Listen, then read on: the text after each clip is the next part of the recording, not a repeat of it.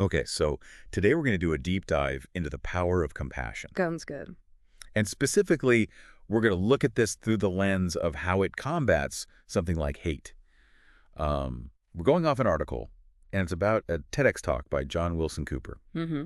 So I found it pretty fascinating, and I'm excited to, break it down. Yeah. So to start, I think it makes sense to kind of lay the groundwork, right? Okay. And the article kicks things off by really trying to pinpoint where hate stems from in the first place.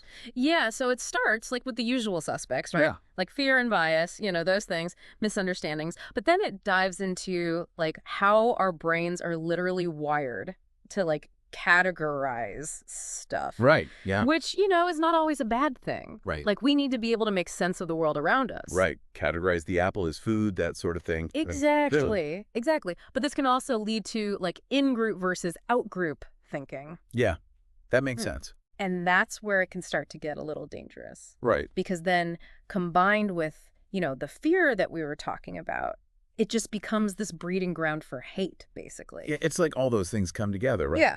You see someone who maybe you've categorized as not in your in-group. Yeah.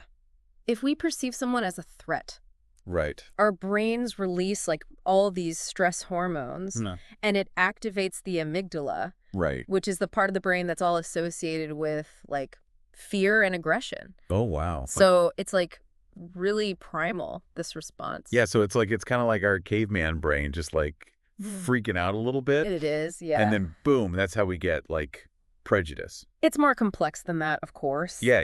But, there is some truth to that, right? Yeah, totally. And it's important to remember that it's not just, our internal wiring. It's amplified by, all this external stuff. Cooper talks a lot about how media, for example, can manipulate our fears. Yes. They highlight negative stories. They emphasize differences between people. Right. They do this to create a sense of us versus them. It's I was even thinking social media algorithms and stuff. Oh, totally. It's they just feed you what you already agree with. Exactly. You're stuck in this echo chamber all Yeah. the time, and it just reinforces your biases. Yeah. It's almost subconsciously nudging us towards hate Right. without even realizing it. And then you add on top of that, authority figures. Oh, yeah. Whether it's politicians or, religious leaders, celebrities even. Right. They exploit these biases for their own gain. Totally. And their words just give people permission to act on that hate. It's they're almost legitimizing it, right? Exactly. Yeah, wow. It's like a minefield out there, honestly. Yeah, it is. Just biases, external pressures, all of it. It's a lot. Yeah. So, okay, so let's say we want to be compassionate, right? Okay. How do we navigate all of this stuff? Yeah. Cooper talks about these challenges with compassion, Mm-hmm. and he highlights these three key things. Proximity precedes worth and pain. Can you kind of break those down a little bit? Yeah. So proximity is kind of the easiest one to get your head around. Yeah. We naturally feel more compassion for those who are close to us. Right, your family, your friends, that sort of thing. Exactly. But what about those who are different from us? Right. People who live in another country, follow a different religion. Yeah. The further away they are, the harder it is to feel that same level of compassion. It's interesting because, with social media and the internet, we're more connected than ever before, right? Right. But it's still so easy to dehumanize people online. Yeah, because technology can connect us, Right. but it doesn't mean that we're actually closer to them. Right. It's not the same. Exactly. And that's where perceived worth comes into play. We tend to, judge others based on our own beliefs. Right. Our values. Right. And that can lead us to decide who's worthy of our compassion and who isn't. Okay. I'm going to push back a little bit here. Okay. So judging others is obviously going to create barriers. Sure. But isn't there a danger in, condoning really harmful actions? Yeah, that's a valid point. Where do you draw the line? So compassion doesn't mean accepting or excusing harmful behavior, right? It just means recognizing that shared humanity Okay. in everyone, Yeah. even those who have done wrong. Yeah. It's about understanding that their actions are often driven by so many things, right? Their upbringing, past experiences, mental state. So it's trying to see the whole person, Exactly. not just that one terrible thing they might have done. Exactly. Okay. I can see that. But man, that's got to be emotionally exhausting. Oh, yeah. Especially if you're constantly exposed to suffering. Yeah. It's like the article talks about compassion fatigue, which it kind of sounds like burnout, but for your soul.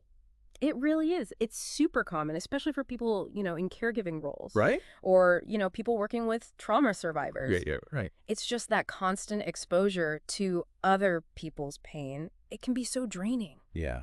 So, like, how do we avoid that? Is it wrong to, prioritize yourself, your well-being? Not at all. Okay. In fact, Cooper talks about how self-care is so crucial to sustain compassion. Okay. We need to, replenish our own emotional reserves. Okay. So that we can actually continue to care for others without completely burning out. Right. That makes sense. It's like they say, put on your own oxygen mask first. Yes. Before helping others on a plane. Yes. I love that analogy. Right. That makes perfect sense. Okay. So, yeah, compassion can be a real challenge, but it's clear that it's also a really powerful force. It is. The article talks about this woman in Southport. She literally risked her life to protect some kids from an attacker. It's a powerful story, isn't it? It's amazing. It really shows how empathy can lead to courageous actions. Yeah. It's not just a feeling. Exactly. It's something that inspires us to act. Right. And it doesn't have to be, this huge gesture. Right. Even just listening to a friend. Right. Yeah. Helping a stranger, donating to a cause you care about. Right. Those little everyday things. Exactly. Those all make a difference. Yeah. And those little acts of compassion, I think they're more important now than ever. Oh, absolutely. The world just feels increasingly hostile, divided. Yeah. It's almost like we're trapped in this cycle of hate that just permeates everything. Yeah. So how do we break out of that? Well, Cooper has some strategies, right? Yeah. It starts with acknowledging our own biases. Okay. We all have them. It's part of, being human. Right. But by recognizing them, we can start to challenge them. Right. Okay. So awareness, that's the first step. Exactly. And then there's cultivating empathy. Okay. But how do you even start that, right? Yeah. So it takes effort. Right. It starts with listening. Really listening. Okay. Even if you don't agree with them. Right. Try to see the world through their eyes. Yeah. Ask questions. Yeah. Try to figure out why they believe what they believe. Okay. You might not change their mind, but you might find some common ground. Right. Yeah, that's a really good point. Or at least a deeper understanding of where they're coming from. Yeah. Okay, so that's a good one. And then lastly, I think Cooper talked about addressing the root causes. Exactly. So that's things like poverty, Right. inequality, historical injustices. Right. All that stuff. It's not just the individual level. Exactly. It's about tackling those systemic issues Okay. that are just breeding grounds for hate. Right. So it's a much bigger picture kind of thing. It is. Wow. This has been really eye-opening. Yeah. It's interesting stuff. It seems like hate really thrives when we're not compassionate. Yeah. And when we don't understand it. Right. But by understanding it and by actively nurturing compassion, both in ourselves and in our communities, I think that's how we start to counter it. Absolutely. And that's why compassion matters. Right. It's not just some feel-good thing. Right. It's vital for us as individuals and for society as a whole. Yeah. It's what allows us to bridge divides. Right. Heal wounds. It's how we create a more just and compassionate world. Yeah. Wow.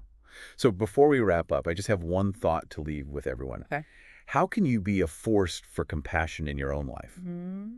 What small steps can you take to kind of cultivate that empathy, challenge prejudice, contribute to a more compassionate world? It's a good question.